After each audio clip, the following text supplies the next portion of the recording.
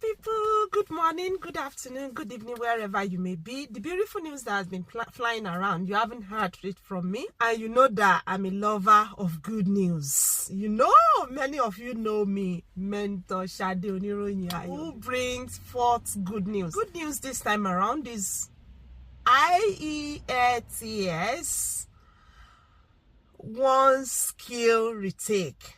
IELTS OSR. It is the new thing in the board and the world of international English language testing system, and it's interesting that I would intimate you with what is going on with this IELTS One Skill Retake at this particular point in time. You know, young people write this international English language testing system annually, globally.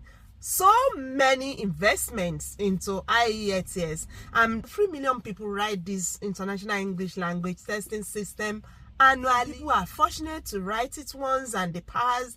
Some people are fortunate to write it once and they pass. Some people are fortunate to write it once and they pass. Some people are fortunate to write it once and they pass. Others will be writing 6, 7, 8, 9, 10, 15 times before they are able to clinch that thing that they need. In most situations, it's always one offending module that keeps driving people back into the hole. In most situations, some people have had troubles with passing reading test module, while others, I would say, reading and writing academics are the main offending modules in IELTS. For now, the fact that people can focus on that one skill that they need to pass brilliantly, if they've passed the remaining 3 modules at the band score required or at the required band score, gladdens my heart. It's like, now drink water and drop cup. There's no need to run kitty kitty, run kata kata, no fit drop water, drop cup because of IELTS past tense. Yeah, so that is IELTS One Skill Retake. It's here. It's good news to me. It's music to my ears for some good reasons. Reasons like the person who wants to take this test will be able to focus on that particular skill that they need to boost their scores. And you not have to keep reading around all the 4 modules. The concentration will be on that singular skill, and then as such, all efforts will be directed towards passing. It's easier for you to, this is how to go about task 1 academic, about to go with graph, about to go processes, and all those things. It's easier that way for you to just concentrate on that part that was giving you problem. You master your skill in that before you is it machine heading that is your distress in reading module? Honestly, is it filling the gap? That way you are able to push in your effort to rebuild, rejig whatsoever you've known before, and then you are now a better fit to go and sit.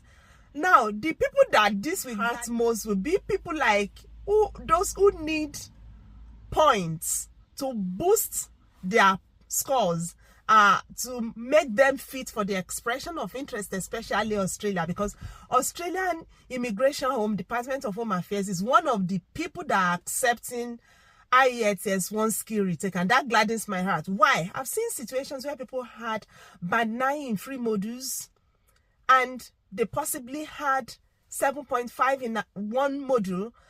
And you know, in Australia, if you want to have 20 points, you all to claim for your English test, all your test modules must be band 8 and above. If you have 8 in 3 modules and you now have 7.5 in 1 module, then that person will automatically drop to 10 points. Or if has bands in 3 modules and they now drop to 6.5 in 1 module, then the person scores 0. If someone has had something like that, then you will know, okay, so it was speaking that gave me 6.5, and I've had 9 in writing, 9 in listening, 9 in reading. Then you concentrate your efforts. You take someone who's going to tutor you, who's going to hold your hands, and you write it and you pass brilliantly. And you know, this test report will come as just one single report.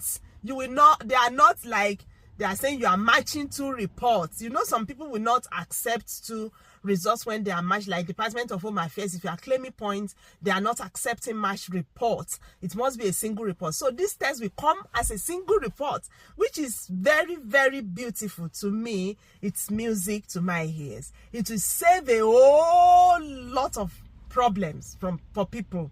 Yes, a whole lot of people will benefit from this. If you know how that news gladdens my heart.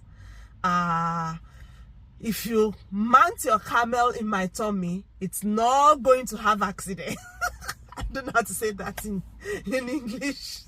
Yeah, so it's a beautiful gesture from IELTS to all of us. I don't know whether they are using it to promote computer-based tests to people, because I believe not so many people are writing computer-based tests. People are writing the paper-based tests, but whatsoever, it's not bad.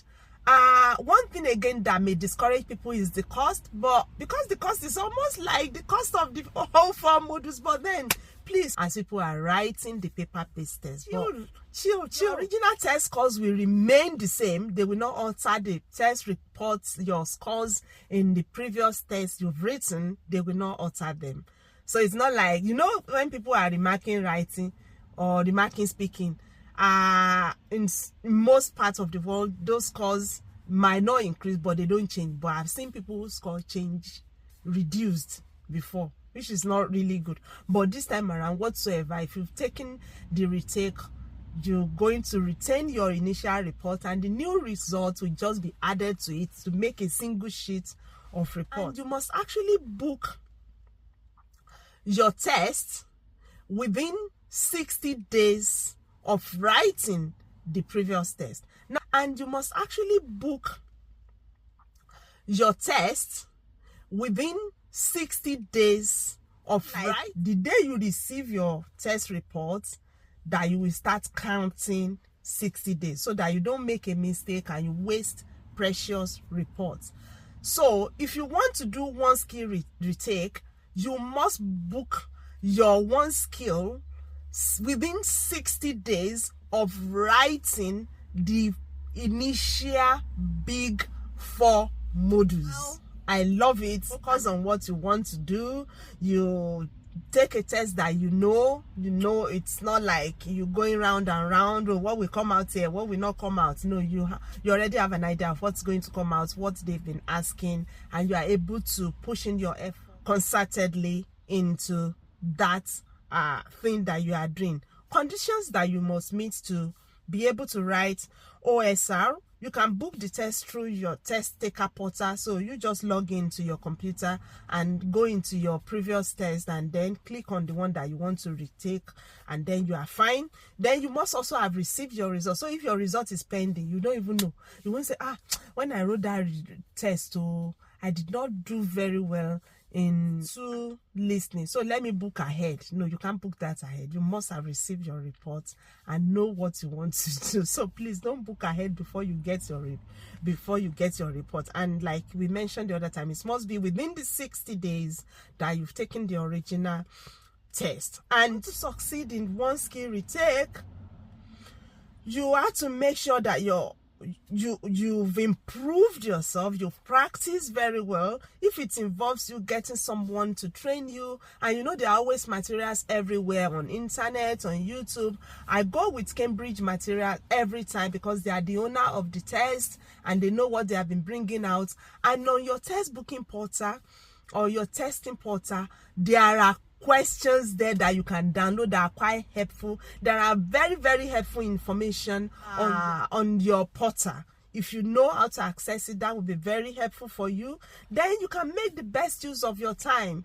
You have focus. You know what you need. You know what you are doing, so you don't need to read around the clock.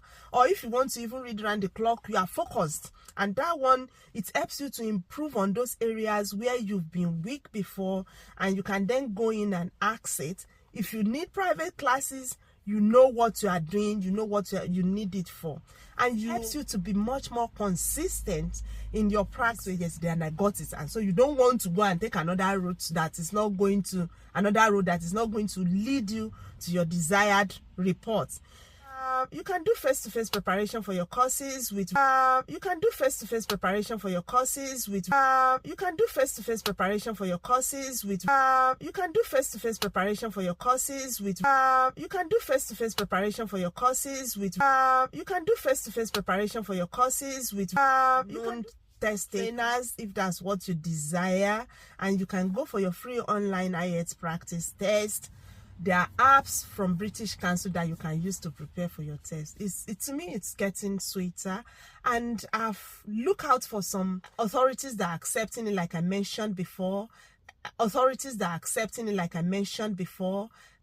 Is accepting it. That's their immigration home affairs. New Zealand Home Affairs is accepting it. UKVI is accepting it. I've checked, I've not seen NMC UK accepting it. I don't know what their decision would be on it. Maybe as months roll out, we know what they are going to do. I've not seen what CGFNS USA is saying about it. APRA, the almighty APRA, is accepting it. And so I want to assume that our New Zealand Board of Nursing will be accepting it, but I haven't seen what they are saying about it. So when I catch a glimpse of what they want to do, I'll let you know. But while you wait, or while you are thinking of retaking your one skill, I wish you success, and I wish you greatness in all your endeavors. I wish you God's favor. I wish you men's favor.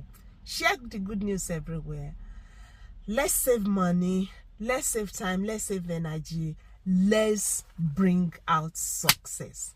Congratulations in advance. I'll be here to felicitate you when you have your reports.